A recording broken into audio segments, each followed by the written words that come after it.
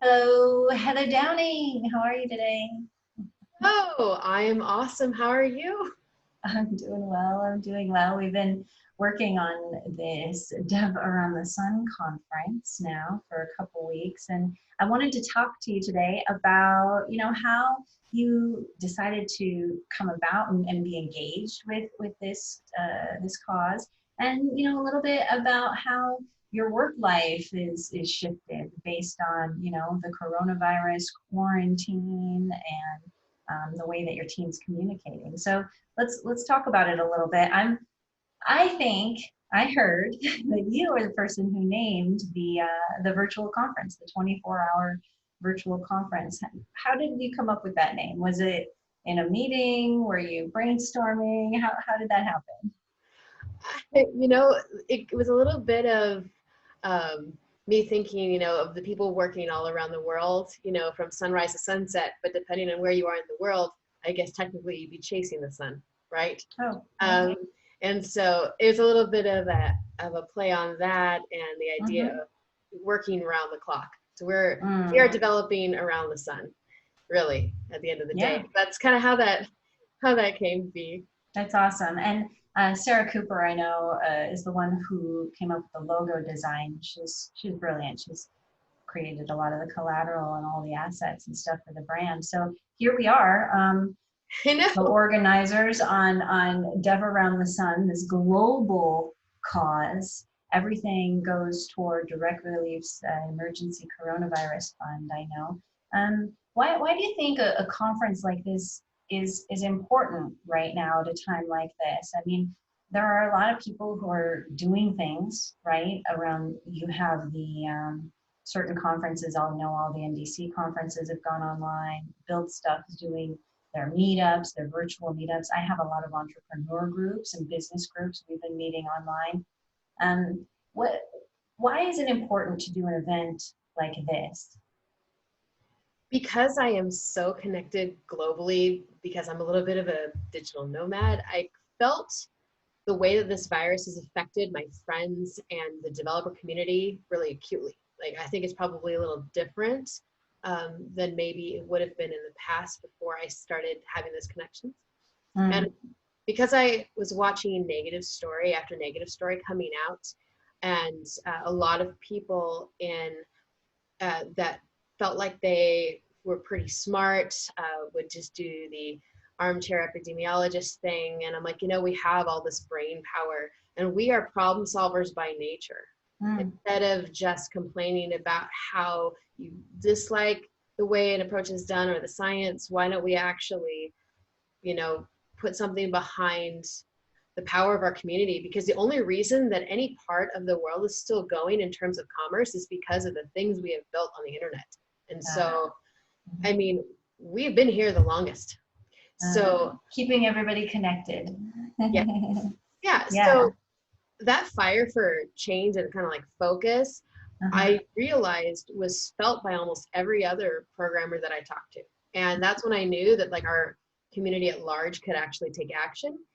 And that's when I decided, maybe we should do something about this. And of course, I connected with Claire, and Yes. she felt the same way. And we talked about what is really important here is, yes, there are many online conferences that are awesome, and I think we should Hmm. continue to do them. But specifically for the purpose of us giving back monetarily, since a lot of us still have our jobs and a lot of Yes. us still can give, is A lot of us in technology we work remotely anyway, right? yes. So I was Yeah. like, let's do something that really can be a more cheerleading effort. So let's Hmm. do an event that doesn't really have a technical deep dive. Let's make it Hmm. about the coming together, kind of like a telethon, the ones you used to have back in the day. Yeah. No, it's true. And when Claire approached me, it was the same thing, and she was telling me about all the cool people from different programming languages, right? We have human skills talks. Like you said, the talks are not going to be overly technical, so they're very approachable and entertaining for a lot of other people who even have just a light understanding of technology. A lot of these talks will be light. So it's cool to bring people together for a common cause. And choosing Direct Relief's coronavirus fund, I think it was a good choice since they're also a global community, and they've been around for 70 years. So Oh having yeah, we some. actually do work with them. The Mm, company I work for too is that we actually have a foundation that works with them as one of our beneficiaries that we oh, give great. of our time freely to. Yeah, yeah. Yeah, that's awesome. That's really great. At work, you are a developer advocate at Okta. At work, how have you seen things change? Now, I know for your specific position, we met on the speaker circuit. We met Yes. speaking and traveling to conferences. That's pretty much what you normally do. So your position specifically has shifted, I know, with travel restrictions. But within your company culture and the way that people are communicating, what have you noticed that's different now that people you're forced to work from home? Now everybody's required to be remote workers.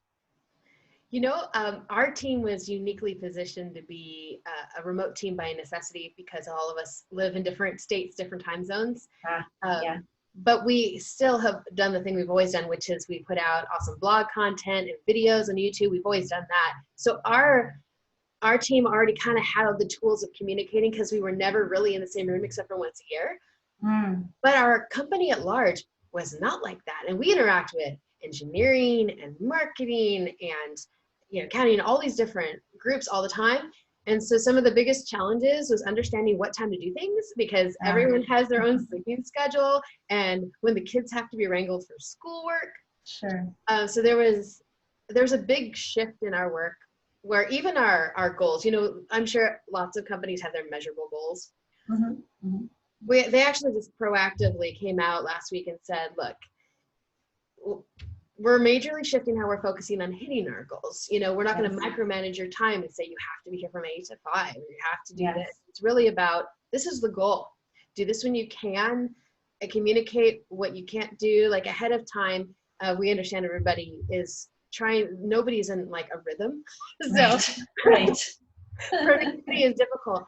And remote work environments require more flexibility and therefore actually tend to grow more responsible and self-sustaining employees most times. It's actually a good Mm, thing because that's what I've noticed is now people are more proactive and they want to just schedule meeting after meeting less because they understand suddenly like, oh, you know what, I should really just put this in a place where everybody can refer to it later and not have to just right. remember a conversation. So it's Right. been good for us and I think really growing at least to the other divisions within a company. So improvements in communication then internally, I think that's a positive thing. I know that I've worked remotely, I guess. I'm a consultant, so I just work from home for all the things. In fact, the only time I usually leave is just to go to a conference or something. So for me, there hasn't been a whole lot of disruption except for my kids are home. And I read something online the other day that said, no, at no time in history have adults ever been required to teach and to have a full-time job and to work at the same time. Uh, Globally, at a global scale, everything is shifting. I noticed that that's a bit of a disruption for me just because my day has been around my children's schedule. But also, I notice I end emails with stay safe, hope you're well, Oh or I'll yeah, begin emails with I hope this message finds you as well as can be expected, because things change from day to day. leading with your humanity, which is really important when it comes to trying to remember we're already tense and on edge. So if you're already That's in a it. you're already in a fight or flight mode, it's important to be extra understanding and make sure that that is communicated really strongly so that Yes. people understand at your work that you're not their enemy, you're there to that you're part The of. empathy piece. Yeah, I think so.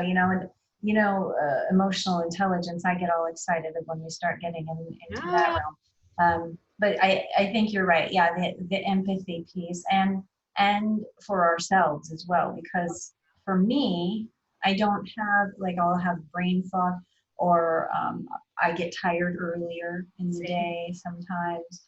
there's no schedule. So then if I get tired earlier, then I'm napping, but then I'm up late, but then, and the next day it's completely opposite. It happens.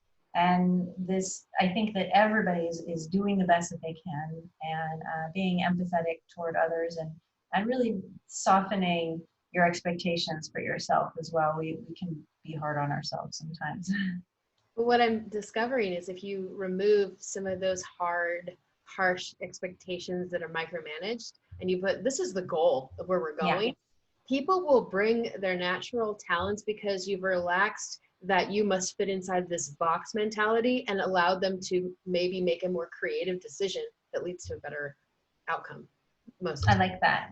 Yeah, that's good information. Heather, thanks so much for sharing your experiences, and thanks again for being a co-organizer with me on Yeah. Dev Around the Sun. Now, just hanging out with such great organizers is wonderful. That alone, getting to spend time with wonderful, wonderful people. I mean, we have Claire Novotny, right? John Mills, Jeff Strauss. Fritz is running the entire day for the conference, live streamed on Twitch and on YouTube on May 12th. And it's all the other people, like I said earlier, Sarah Cooper designed the logo. It's really cool. And it's been a great experience so far. I'm grateful, and I'm grateful you took the time today as well to share what's going on and how you're doing. Thank you.